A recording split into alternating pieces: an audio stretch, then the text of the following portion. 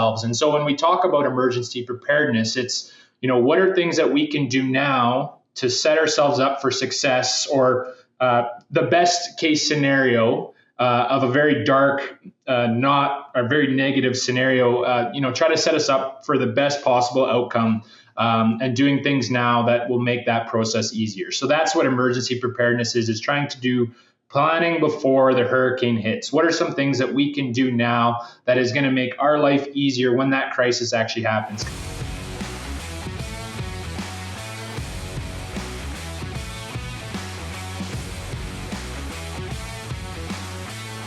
So welcome to the Swine Canada podcast. I am Dan Columbus, and I'll be your host for today's episode. And with me, I have a returning guest, Todd Bergen-Henengouwen, who is project lead at Siricon Consulting. So welcome back to the show, Todd. Yeah, it's good to be here again, Dan. Yeah, so you were actually one of our inaugural guests, I think number 2 when I look back.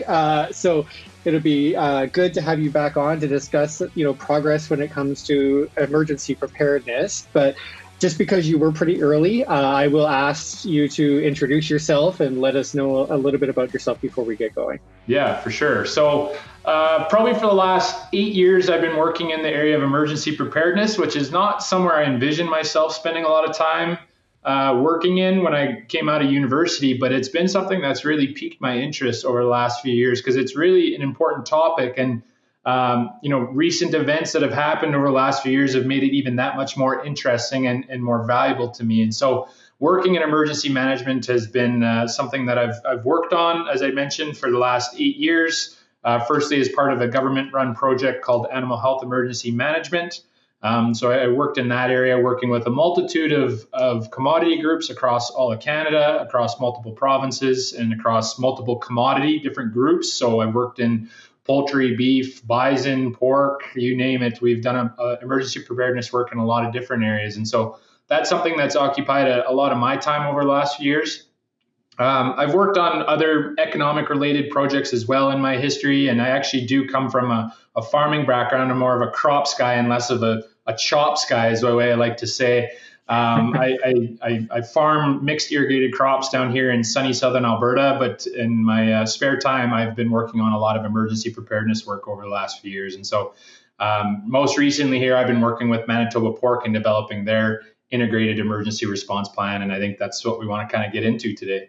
Yeah, I think that's some great experience and what you bring to the table. And like you said, specifically, when it comes to this, I think COVID, was one of the big things that is top of everybody's mind, but PED and African swine fever and stuff like that are all, coming up and leading to the importance of this. So I guess maybe we'll just start, because I like to let everybody know what page we're on, right? Where when we talk about emergency preparedness, what do we mean by that? And where does this project then fit in?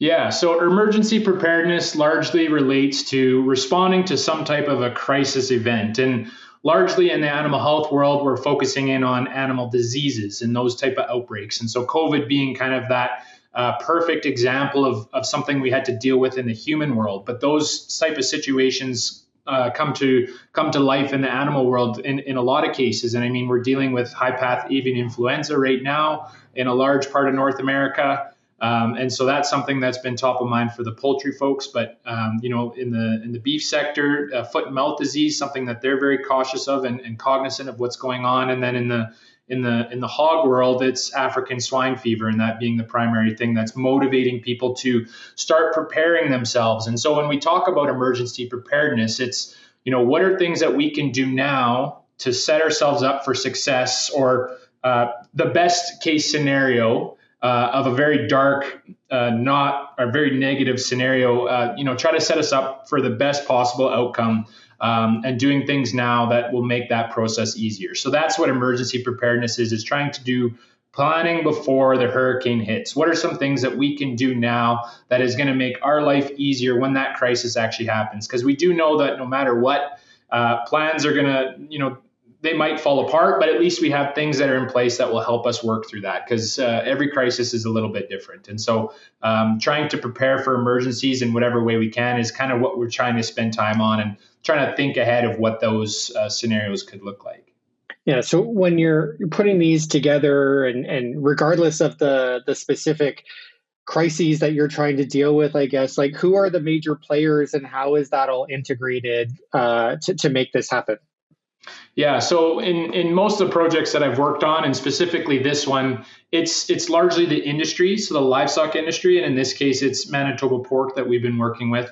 But it's also government as well. So provincial and federal government both have jurisdiction in different types of emergencies or disease outbreaks, and so we have to be cognizant of the role and jurisdiction that they play in these responses as well. And so in our project here, it's been Manitoba Pork and Manitoba Agriculture that have come together to work on this one. And it's been a fantastic arrangement that's worked really well and seamlessly throughout the entire project. And at the end, we've basically developed an integrated response plan that will allow both Manitoba Pork and Manitoba Agriculture to combine essentially and work together in coordinating the response to something like an African swine fever outbreak. Yeah, it's good that you mentioned that it worked fantastic, because that was going to be my question is, well, obviously when you're dealing with the different levels and jurisdictions, you can envision some issues. So maybe like what are some aspects maybe that worked particularly well and maybe something, that might have got in the way when you were working through this? Yeah, well, and I think I came into a really good scenario here with working with Manitoba Pork and Manitoba Agriculture because they already had a really good relationship going to begin with. And so, when we started this project, those relationships were strong. They were very familiar with one another, and there wasn't a lot of having to build those things during this project. And so it really set the stage really well for the remainder of the project. And so that's something that's really worked well, is just building that familiarity and having some people that have worked together in the past in dealing with different types of things, such as PED, for example, right? Manitoba has had to deal with porcine epidemic diarrhea, and it's something that the province and the industry have really worked together on in the past. So those relationships are built and strong.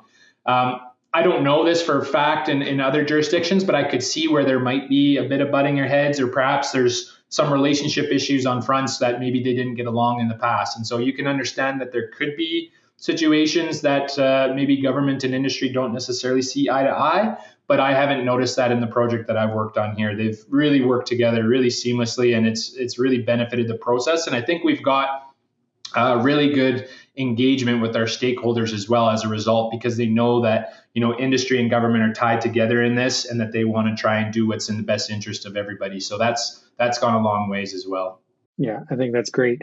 So you've mentioned this project with Manitoba Pork and Manitoba Ag a couple times now. So I think we could move into what is that, and what are the aspects that are going into that. Sure. So the goal or the objective of this project was to develop an integrated, and that's one thing I want to focus on. It's an integrated response plan that ties those two groups together to respond to some type of an emergency situation. And the intent is to have that integrated response plan to coordinate efforts between those two organizations, making sure that we're making the most of what resources we have and leveraging those resources. The goal is, or the focus of the response plan is primarily on African swine fever and other types of animal disease outbreaks, but it's also a plan that could be utilized in other types of emergencies. So things like fires, floods. During COVID, there was processor shutdowns that caused serious issues within the pork supply chain. So those are some other things that this response plan could be utilized for as well. We dive into a multitude of topics, but some of the high-level ones that we talk about are legislation. What type of legislation comes into play in disease outbreaks? Early detection and surveillance, so actually detecting and surveilling for diseases within the sector. We did a lot of work on emergency operations center. So those familiar with emergency preparedness are familiar with the term incident command system or emergency operations center. And really that just is basically setting up a command post or a center that is responsible for coordinating efforts out of that kind of singular group. And so we spent a lot of time working through the protocols of an EOC activation. And then we talk a little bit into managing outbreaks and how do we manage disease outbreaks and the role government and industry may play in that. And then we also talk on welfare concerns and communications, as well as financial considerations. So we cover quite a broad number of topics. but go into them in a great level of detail. And so we've come out with a plan that we feel is pretty strong, and it's really worked well with the groups that we have and the stakeholders that we've consulted as part of the project. Yeah, I mean, it seems pretty broad to include some kind of a plan that covers disease and all the other kind of issues as well. And I know you mentioned legislation. I'm just wondering, through this whole process, it seems like a very good opportunity to identify where there are gaps and maybe somewhere where, things might need to be implemented. So did you see anything that you're like, okay, we're kind of lacking in this and might want to look further into that, or was it all kind of there already? Yeah. So, and that was one of the other objectives of the project. So Manitoba's done both Manitoba Agriculture and Manitoba Pork have done a lot of work previously on preparedness items and have built a lot of other material. And so part of this project's job was pulling those things together and then identifying where the cracks remain within the work that's been done. And so that's one of the key takeaways from this project is what are those gaps that we need to work on going forward? And as we continue the work that we're doing, what are those gaps and how do we start addressing some of those? And so there's been a few things that have come out as being key gaps, and there's things that we can control as an industry provincial government group. But there's also some things that are out of our control and fall with under CFIA legislation, and we can try and lobby for changes and things or for them to work on those. But that at the end of the day falls under their jurisdiction. So it's something that, we're identifying things that we can do, and we're identifying things that maybe fall out of the scope of our group, but maybe we need to try and push on a little bit. So that's definitely been one of the key outcomes for this project is identifying what those gaps are, and then how do we address those going forward. Yeah, I guess kind of along those lines too, what is the anticipated jurisdiction? I don't want to really use that word, but kind of the area that this is meant to cover. Is this, shared across provinces? Have you been working with other countries? Because obviously with ASF, you have shutdown of the border and what happens, in that situation. So, what is the scope? Yeah, so there's a couple different ways you can look at what the scope is. I mean, largely our focus has been on Manitoba. It's been on, dealing with the Manitoba concerns around some type of a disease outbreak. But that problem that falls within Manitoba could be a result of something that happens in the U.S. as well, right? And so, the jurisdiction or the scope of what we're covering could be quite broad, but it's really focusing in on what's Manitoba's issue. And one thing I'll mention actually, and as part of this, what we're trying to do going forward here, we've got a version of the report that we're going out to share with industry stakeholders, with government, both provincial and federal, as well as other provincial pork organizations. And the goal is to say, this is what our plan is in Manitoba. We'd like to know kind of what your plan is going forward, and how can we maybe work together on either, putting those plans together or integrating them in some shape or form, or just learning what your plan is and what my plan is. And then perhaps we can try and figure out if there's any sticking points that fall between that or not. And so, our focus has been on the Manitoba issues. But in saying that, we recognize that there's things outside of Manitoba that could impact within Manitoba. And so it's, we kind of think about it big picture, but also small picture at the same time.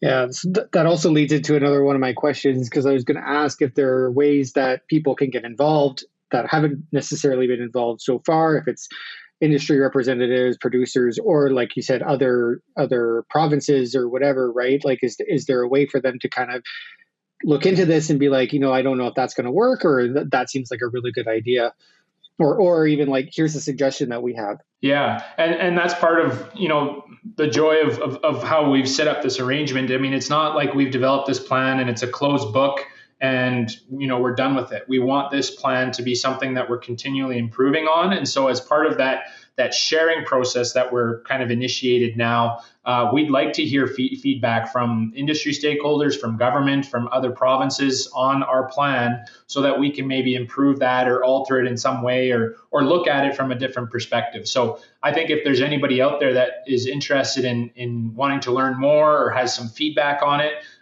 we're happy to hear that feedback and have discussions around it. I think it's really important to have these discussions and start working through some of these problems in advance, because that's the only way we're going to be better prepared, is if we actually kind of test some of those things out before it actually happens.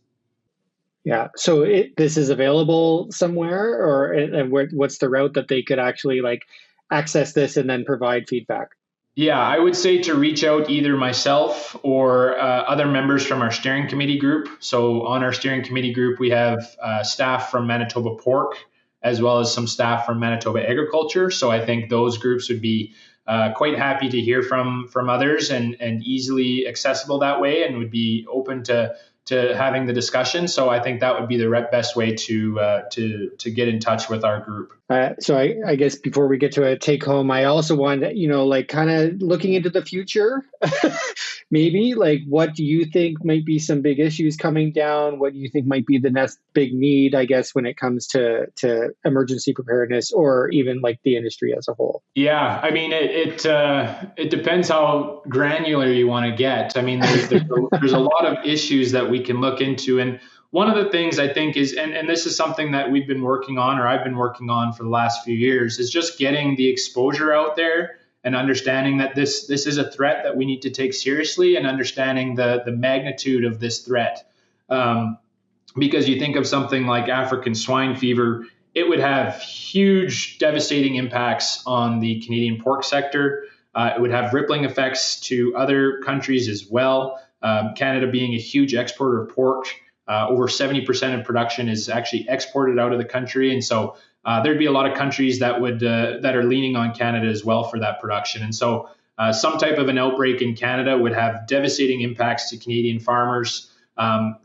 If you go one step further and you think of something like a foot and mouth disease outbreak, would have far larger impacts than even an African swine fever outbreak would be, because it would be multi-species. It would affect both the bovine and pork sectors as well. And so, those are big things that I like to try and bring exposure to, as it relates to the projects we're working on, and making sure that producers, industry stakeholders, and government recognize the importance of doing some of this planning now in advance, and not trying to be reactive and burying our head in the sand. I know that's kind of the approach I get from a lot of, or that's the impression I get from a lot of people within the industry. Not specifically the Manitoba pork industry, but there's others within the Canadian livestock sector that tends to be the approach, and I that makes me nervous when I hear that. So I would say that's kind of the big thing going forward, is just continuing some of that exposure, and getting word out about the importance around emergency preparedness.